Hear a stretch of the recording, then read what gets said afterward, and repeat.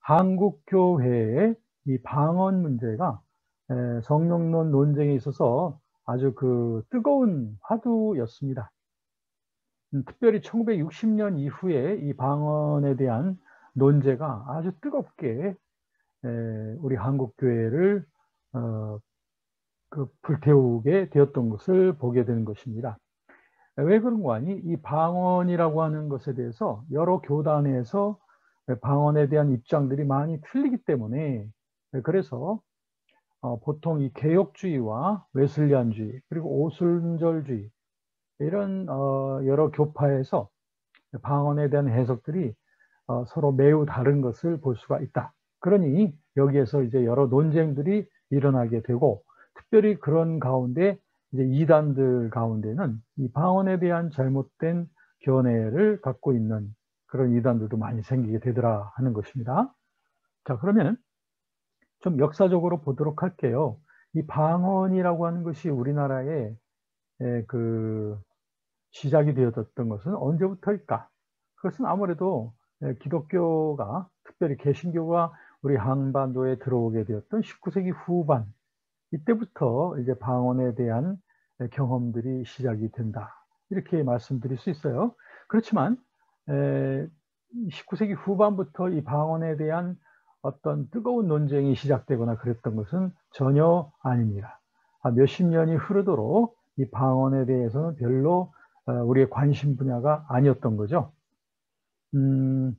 그런데 이런 방언이 우리나라에 들어오게 될 때에는 이제 해외에서의 그 방언 운동의 영향이 매우 큰 것을 볼 수가 있어요.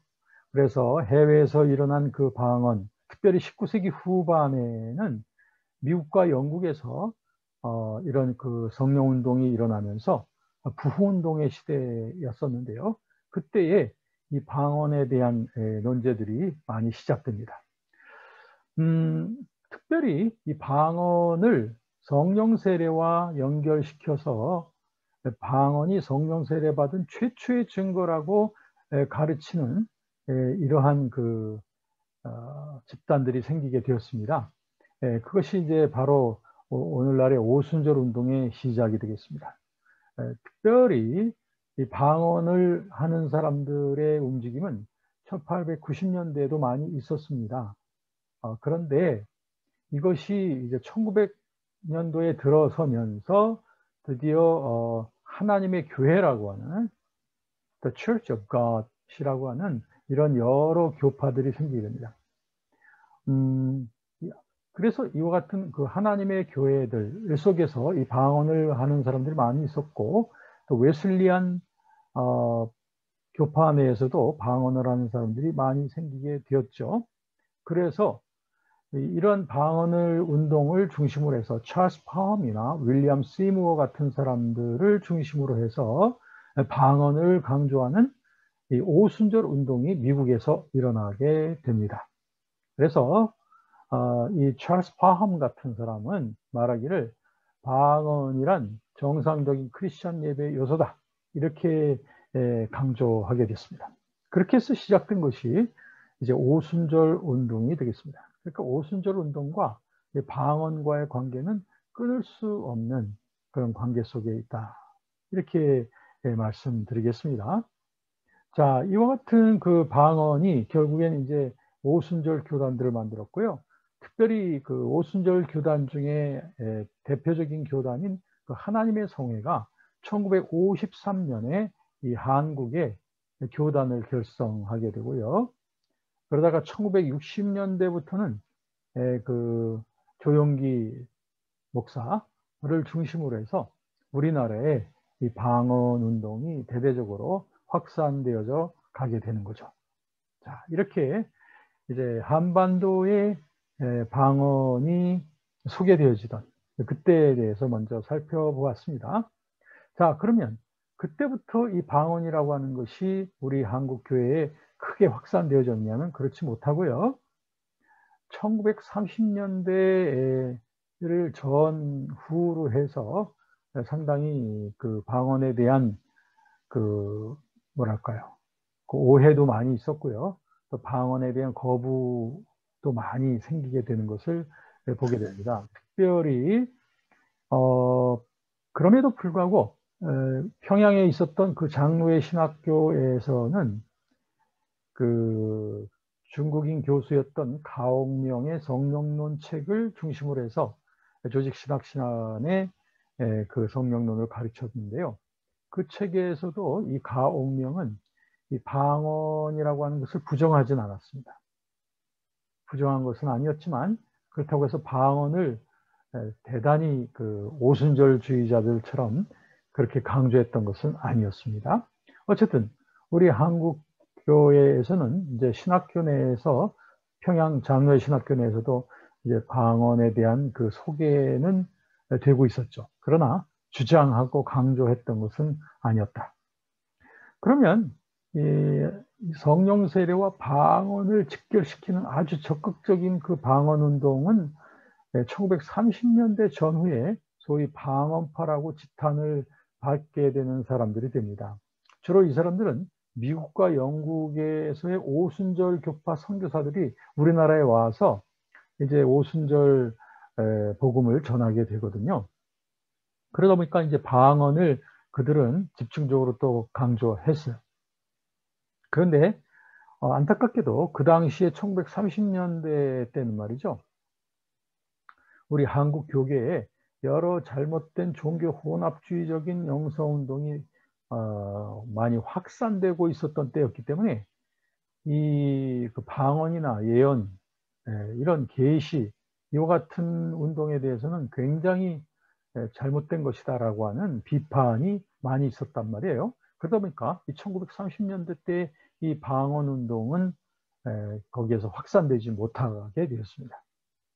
그러다가 이 방언이 우리 한국 교회 내에 이제 비로소 강렬하게 퍼져나가서 오늘에 이르게 된 것은 1960년대 이후가 되겠습니다.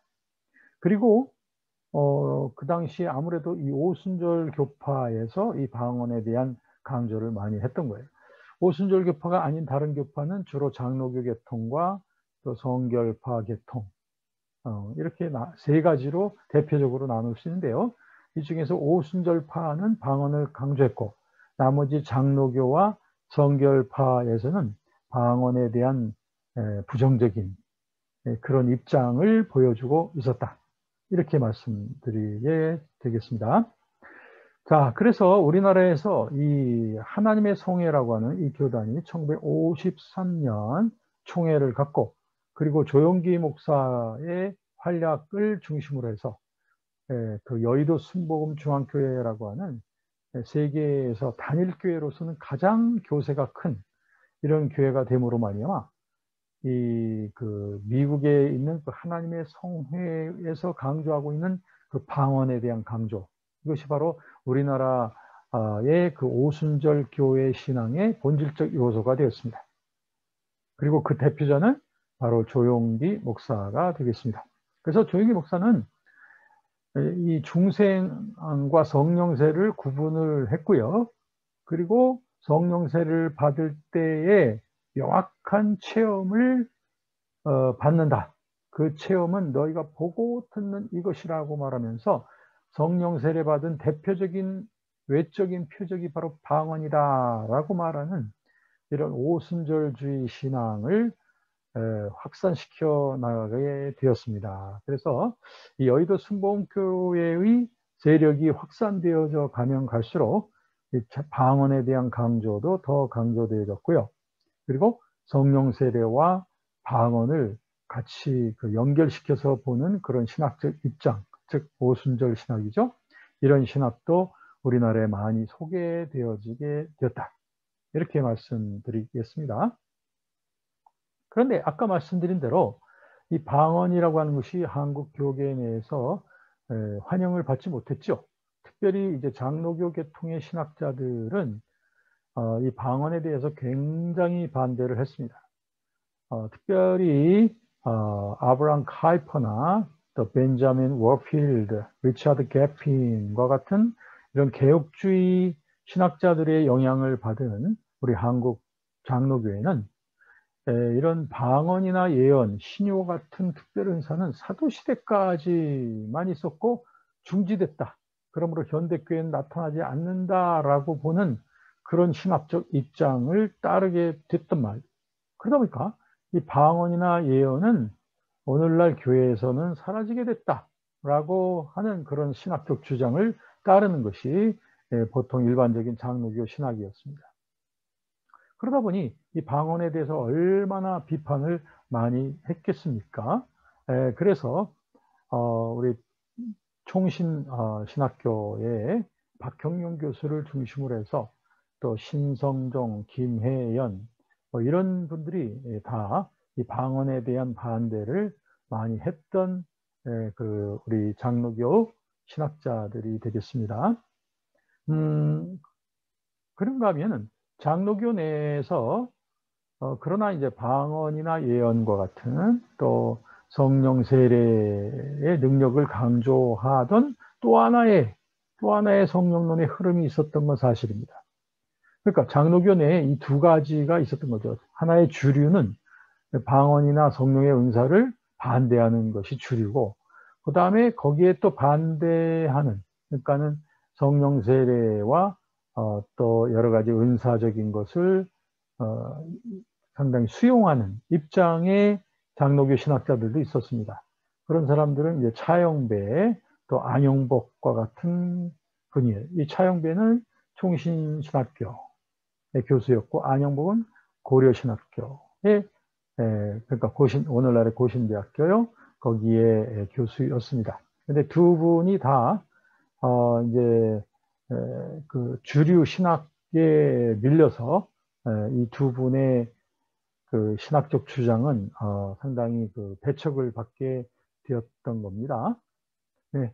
그래서 어쨌든 이 차영배 교수 같은 사람은 계속적으로 성령 세례를 강조를 했지요.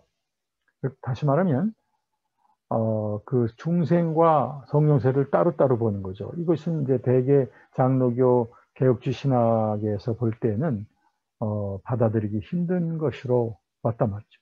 그렇다고 해서 차영배 교수가 방언 주장자냐? 그건 아닙니다.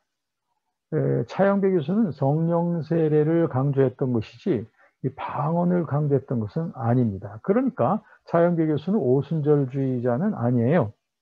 그런데 많은 이제 차영배를 반대하는 많은 그 장로교 신학자들은 차영배 교수를 오순절주의자라고 몰아세웠죠. 자, 그 방언에 대한 반대는 일단 장로교에서 그랬고, 그 다음에 성결교나 성결교 같은데, 성결파에서는 어떠냐? 성결파에서도 역시 방언에 대한 부정적인 표명을 분명히 했습니다. 그래서 성명을 냈습니다. 방언에 대한 해명서라고 내가지고, 우리는 중생 성결 신유 재림을 강조하지만, 이 방언이나 진동이나 입신, 이런 것들은 우리가 절대 받아들이지 않는다라고 성결교의 입장을 분명히 해줬던 거죠. 자, 그럼 좀 정리가 되시나요? 세 개의 그 조류가 있다는 거죠. 그래서 오순절파에서는 방언을 강조하고, 그 다음에 장로교와 성결파에서는 방언을 반대하더라. 이것이었습니다. 자, 이것이 이제 1960년대 이후에 이제 점점 뜨거워지는 방언 논쟁의 시대로 이제 가게 되는 거예요. 뜨거운 방언 논쟁의 시대가 1980년대 이후가 되겠는데요. 이때 학계에서는 굉장한 그 논쟁들이 많이 일어나게 됩니다. 그러다가 1980년대 후반이 되자 빈야드 운동과 같은 제3의 물결 성령론이 우리 한국 교계에 들어오게 됩니다. 그래서 피터 와그너라든지 또 이제 그 존 윈버와 같은 사람의 능력 전도, 능력 대결 이와 같은 그 성령 운동이 우리나라에 소개가 되어지면서 그러면서 이제 이런 방언에 대한 강조가 더 적극적으로 되어지게 되죠.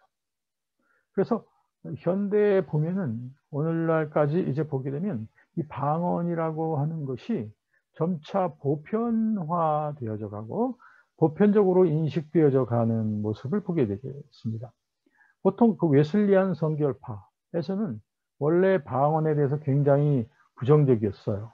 그런데 이제는 점점 성령의 은사에 대해서 좀 포용적인 경향성을 지금 보여주고 있다라고 하는 거고요. 그다음에 장로교 계통의 개혁파는 어떨까요? 개혁파에서도 방언이나 신유 같은 것에 대해서 상당히 부정적이었지만 오늘날은 이런 것들을 신학적으로 수용하려고 하는 움직임이 점차 확대되고 있는 중이다. 그런가 하면 오순절주의를 포함한 은사적 기독교에서는 또 어떤 변화가 있냐? 오순절주의에서는 성령 세례를 받은 첫 증거가 방언이라고 하면서 굉장히 강조했지 않습니까?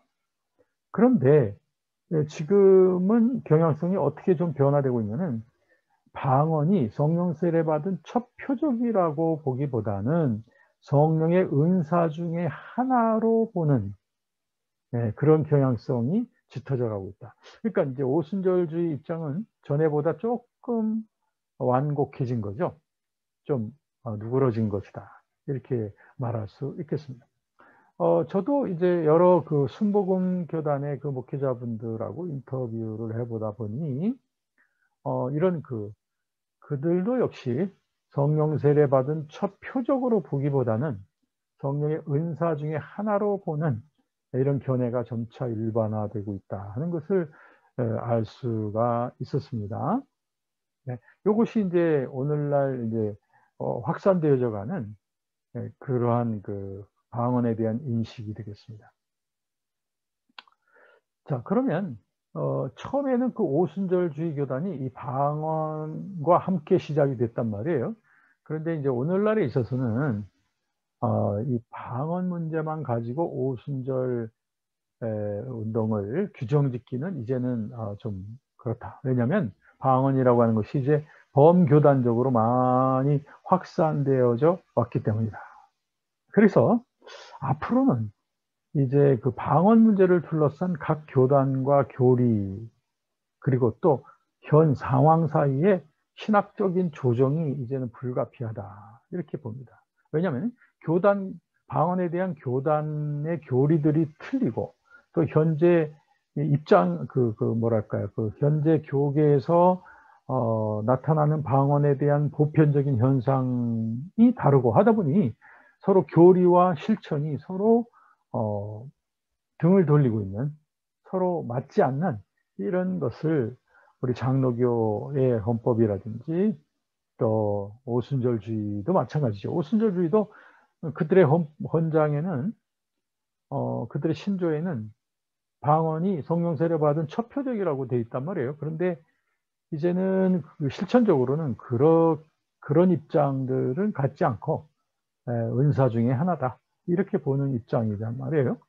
또 성결파 계통에서도 전에는 방언을 상당히 신비적인 그런 것으로서 거부하는 경향성을 뚜렷이 보이고 있었지만 오늘날에 있어서는 여기에 대해서 포용적인 그런 입장으로 변화되고 있으니 그러므로 이 방언에 대한 주제를 우리가 다시 좀 신학적, 교리적 조정을 해야 될 때가 온 것이 아닌가 이렇게 생각이 되는 거죠.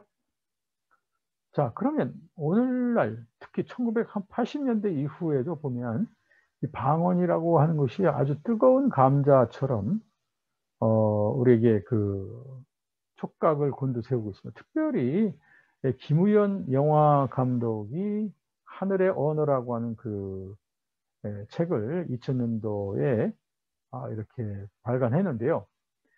이거 신학자도 아니죠. 목사도 아닙니다. 그러나 체험적인 것을 담은 방언의 체험적인 것을 담은 그 책이 아주 굉장히 많이 읽혀지게 된 거죠.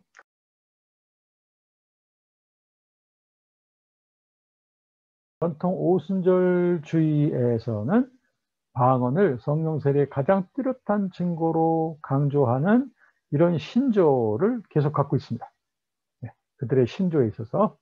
그래서 아마 라인홀 본케라고 아실 겁니다. 이런 사람들도 여기서 방언에 대해 굉장히 강조를 하고 있는 것을 보게 됩니다. 그래서 하나님의 성회, 신조에도 보면 성령 세례의 증거라고 하는 항목이 있는데 거기에서 이제 방언이 굉장히 중요한 최초의 외적인 표적이라고 이렇게 증거하고 있습니다.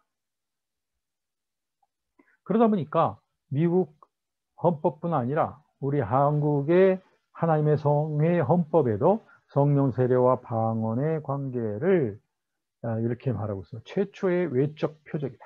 이렇게 신조가 되어 있다는 거죠. 네. 그 다음에 뭐 그 외에도 로드만 윌리엄스라고 하는 유명한 오순절주의자인데요. 역시 방언에 대한 이런 변증이 나오고 있습니다. 네. 자, 그래서 우리나라에는 아무래도 조용기 목사의 방언에 대한 것은 분명합니다.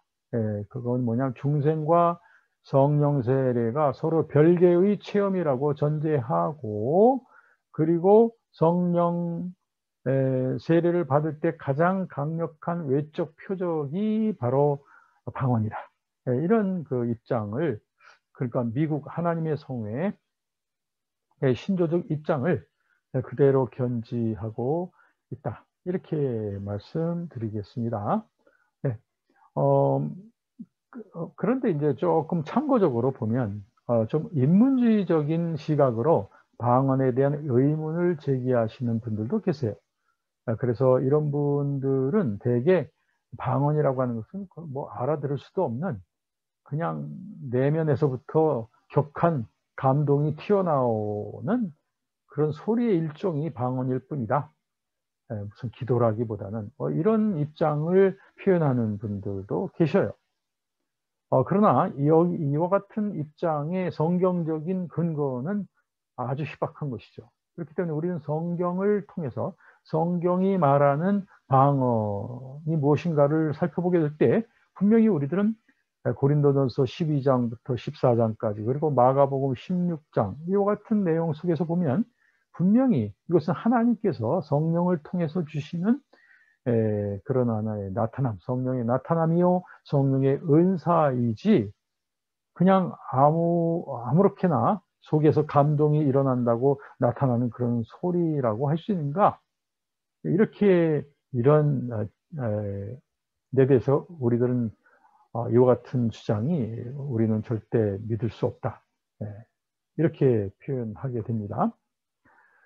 2007년도에 방언에 대한 토론이 일어났던 때도 있었습니다만 그때에 대개 방언에 대한 특별한 반대자들은 없이 방언에 대한 우호적인 그런 입장을 갖고 있는 분들이 모여서 토론을 했었기 때문에 좀 더 폭넓은 방언에 대한 논제가 확산되지 못했고요.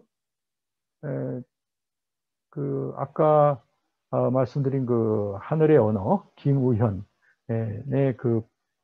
하늘의 언어가 우리에게 다시 관심의 초점이 됐었다라고 하는 것이죠. 자, 이렇게 볼 때 이제 좀 더 정리를 한다면 최근에 한국 교육에서 일어났던 방언 논제들 보면서 왜 평신도들을 통해서 이런 방언 운동이 다시 이렇게 소개가 되었을까? 그것은 어떤 목회자나 신학자들 사이에서 방언에 대한 논제가 일어나다 보면 교단 교리가 있기 때문에 또 교단의 권위가 있기 때문에 금방 제재를 당한다든지 하게 됩니다. 그러나 평신도들은 신학적으로 크게 제어받는 일이 없기 때문에 그런 성령의 은사적 차원에 대해서 거침없이 말할 수 있었다라고 할 수 있고요. 그리고 이제 이와 같이 오늘날 일어나고 있는 방언에 대한 해석은 아무래도 아까 말씀드렸습니다만 이제 좀 오순절주의적 방언 해석이라기보다는 좀 확장되어진, 즉 성령의 나타남 중에 하나로서의 그런 방언이라고 하는 이와 같은 쪽으로 지금 범교단적으로 확산되어져 왔다. 이렇게 말씀드릴 수 있겠습니다. 자, 오늘 이 시간 방언에 대한 여러 논제들을 살펴보았습니다. 역사적으로 살펴보고 교리적으로 또 살펴보았고요. 그런데 이와 같은 방언에 대한 엇갈리는 이해의 틈바구니 속에서 여러 이단들의 활동이 또 거세질 수도 있었다라고 하는 것을 보면서 오늘날 교회 지도자들은 바로 이 방언에 대한 올바르고 성경적이고 또 교회사적인 분명한 분별력을 가지고 여기에 대한 입장 정리를 하게 될 때 우리들은 우리 주변에서 이런 성령의 은사와 나타남을 왜곡해서 우리를 미혹하는 그런 이단들을 우리가 제어하고 그들을 또 올바른 길로 이끌어내는데 우리가 큰 역할을 할 수 있으리라고 믿습니다. 감사드립니다.